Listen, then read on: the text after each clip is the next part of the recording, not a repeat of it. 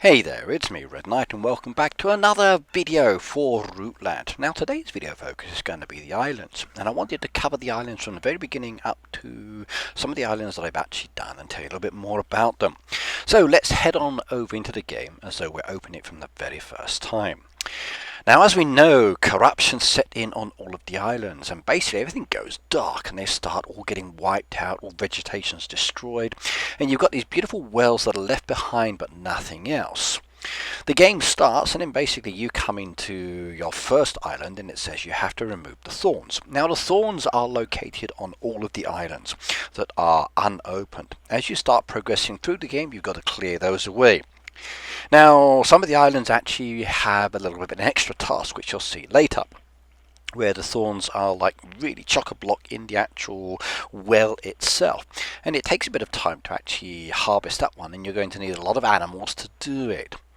The first few islands are very easy though, and it actually tells you how many thorns you need to remove to actually bring that island back to a working stage.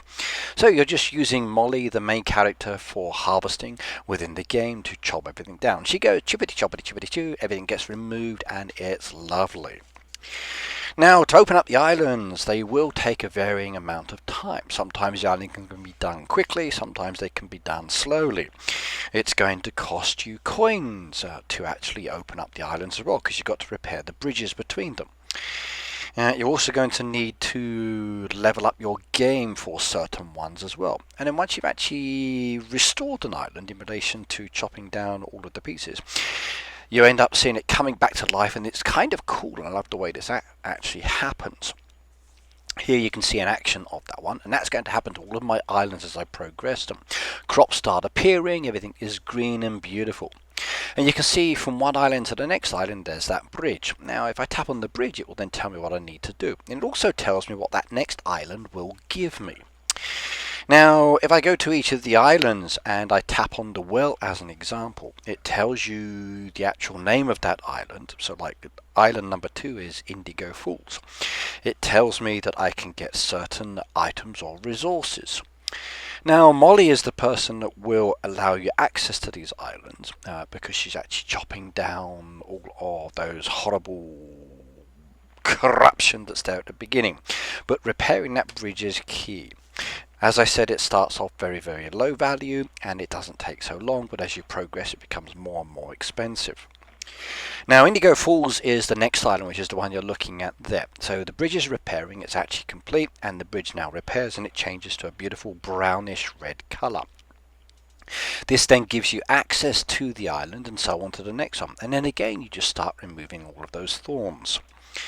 As I said, with the well, if you tap on the well once it's restored, it will show you what you need. So as an example, whether it's perch or pike from the actual water surrounding the islands as you level up your characters. There's mushrooms, there's indigo, and there's branches. This island itself, the one you're looking at here, is very key for mushrooms and for the indigo. The branches are also very useful, so I would pick those up as well and use those within the game. But again, it depends on the animal that you need. You may find that you're starting to buy a lot of animals in the early stages of the game as you're progressing around. But once you've opened up some of the islands, you may find that the resources on the island are not necessary for feeding those animals. So you can harvest them and sell them. Harvest and sell. And that's very easy by actually just tapping on the food storage and then tapping on the specific item. And that's both for fish or for crops. And it's very cool indeed. Now, as you can see, I've just done that beautiful island, Indigo Falls. The next one I've got to do is just across the bridge, and that's called the Calming Meadow. Now again, you can see how much it costs and how long it takes. For the island, when you tap on it, it shows you what you need. Now, one good thing about the wells, if you do use all of the stock on the island, just tap on the well and then pour water into that well, and it refreshes that whole island. So everything is replenished, so your stores that you've used can be replaced very, very quickly by just re-adding water to the well. And that's a very, very good thing to do. So many times you'll be using the resources, the island will be bare. By using the water, you restock the island like immediately, or what you can do is just wait till everything respawns. The respawn time for most of the items is not so bad. You can leave it, come back a little while later, and certain things are done. Now with the islands you can level those up as well, and leveling up the islands is again going to cost you coins. Leveling up the island allows you to produce more. So as an example, if I think about the first main island, which is Indigo Falls, if I think about leveling this one up, it will produce 20% more. And then again you can level it up again. So level 2 gives me a little bit more. Next level requires 8 islands to level up again. Next one requires more islands to level up. So the leveling up of the islands is very, very important indeed. Now as you can see, that next island I've got down there is called Calming Meadow, which is this one here. This one is great for the actual grass. It's a key one. It also gives you a lot of the dandelions, which is again very important, and again a few other resources down there that you will find very beneficial indeed. The next island over after Calming Meadow is the Windy Hills. That one's good for the willows and also for the red mushrooms. Now at the moment with the islands I can't see all of the items that are required. You'll see down there that they're still greyed out. So as I develop my characters, as I add more animals in, I can start to get a lot more within the game. And then that will give me more resources. You don't have to harvest everything. You can just let it grow, and that's a good thing. Now for the events give you that additional landmass which is off to the left hand side. Once you've done the event, okay, you've basically finished with that landmass, so it's the second part of the island. But just treat it like a normal island. Go there, harvest it, because you can only harvest it during that event time. Once that's gone, then you've got to come back to these islands that you're looking at here that I'm expanding to harvest from them. So use your event island once you've done all of your tasks and just harvest the hell out of it and get all of the resources from that, because like I said, once it's gone, it's gone. Now Windy Mills, okay, is very useful for the willows, and again you're using Molly to do that. Each of the islands has a specific function or task as you're progressing through, and again each of the islands requires a specific character or the ability. As an example, if I think about the first island you open up, Indigo Falls, that one you're going to be using Angus, the gentleman with the red hair and the red beard. Also on the same island you're going to be using Molly, very useful for most of the items. Once you get Nestor, the fisherman, you can start fishing around the outside. Again, as you move to the next island, they're very useful indeed, and so on as you progress through. Remember, the characters can do specific tasks. So if I think of like Angus at the moment, all he's able to do is to harvest with a basket, then later he's able to do some fishing. If I think of Nestor, he's a fishing guy for me at the moment, and then later he has a magnifying glass. If I think of Molly, she's again able to do specific tasks, and she's a harvester, and she's also a basket collector as you start to level her up as well. So please do level them up. Now the animals that you're getting, so to do some of the islands you're going to need more animals, and as you get more animals you can open up more islands.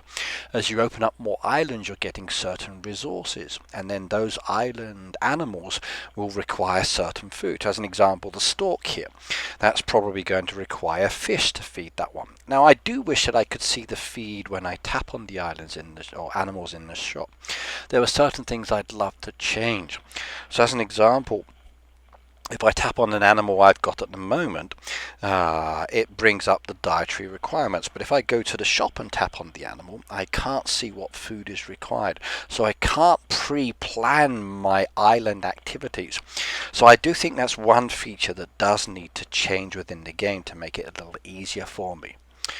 Adding animals is very good. As you can see, they just come into the game, and then those animals add more to the game, allowing you access to those islands. There are certain requirements to go from one place to another place to another place. The game is very coin focused, so the more coins you get, the more you can do. Now, one suggestion I would have is once you get to the berry patch, stop there. Don't open up any more islands. I would suggest leveling up the islands first. So once you've got to the berry patches opened, go back to the Indigo Falls, level up that island, and then get it to level 2. Then go from that island to Calming Meadow, level up that one as well. Then from Calming Meadow, go to Windy Hills, level up that one. And then finally to the berry patch and level those up. So get those all to level 2. Once you've got all of those to level 2, then I would say go to the Fisherman's Lake, which is the next island over. And then you can open up that one. It's going to take about 6 hours to do that bridge anyway. So the time for each bridge takes a lot longer, and there's a much more challenging task as well. This is what I meant by the well requiring all of the animals. I love this one. So all of my animals that I purchased that I required came in. They allow me to eat the blockage there, giving me access to this island. And this is the berry patch, this island. Most of the resources I've got on this island, like the ferns as an example, and the berries, I don't need at this stage in the game. They're for other animals that I don't have just yet. So I harvest those, I sell them, I harvest and I sell, and it just generates coins. Other things like the grass or those beautiful indigo flowers, I harvest those and I use those and sell those. The water fishing area around the outside can be very beneficial indeed, by the way. So I would definitely focus on collecting some of those if you have the chance, because they do give you large quantities of fish which you can then sell. So that is a good aspect of that. Don't be afraid about harvesting the islands, because the resources do grow back. They do respawn within the game, and you're going to need all the resources. In relation to the leveling up, as you start progressing the islands, you are going to need more storage space. So I've got my storage up to a level 4 at the moment. To go to the next level, which will make it 400 storage, I'm going to need 6 islands, hence the fact that I'm now opening up my next island, which is the Fisherman Lake one. Right, that's all the islands. I hope you enjoyed it. There's a lot of information down there. If you want to know more, please do check out my playlist and subscribe to my channel. You can also check out some of the other content creators that are making videos and join the Discord. But either way, I will see you next time. Bye now.